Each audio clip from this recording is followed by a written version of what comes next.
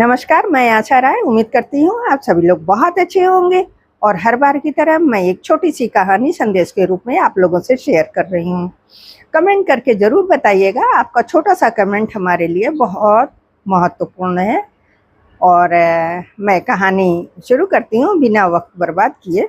आपका हर किसी का वक्त बहुत कीमती होता है, इसलिए ज़्यादा वक्त ना लेकर छोटे में आप लोगों को मैं वो कहानी बता रही हूँ कि एक बुजुर्ग थे, वो एक गैया पाले थे। वो बुजुर्ग अकेले रहते थे और एक गाय पाले थे।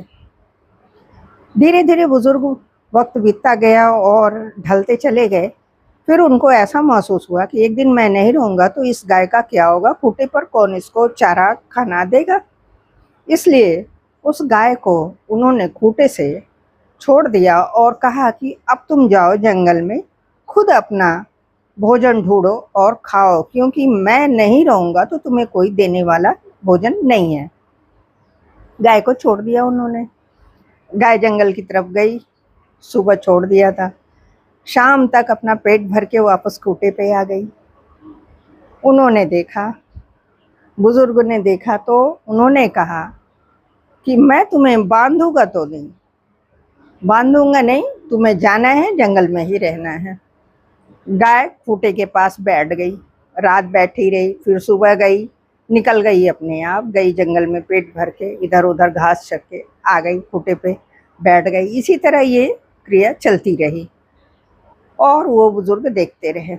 एक दिन ऐसा आया कि बुजुर्ग का मृत्यु हो गया और वो गाय खूंटे में फिर भी आती थी और पेट भर के उसी खूंटे के पास बैठ जाती थी।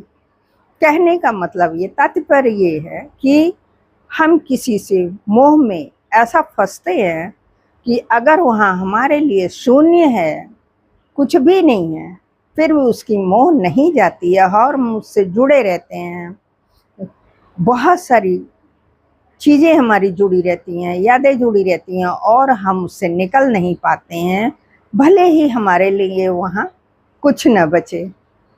तो इंसान का स्वभाव ऐसा होता है कि जिससे मोह में, इसी को कहते हैं मोह माया, मोह में फंस जाते हैं तो कुछ न रहे, फिर भी मोह हटता नहीं है।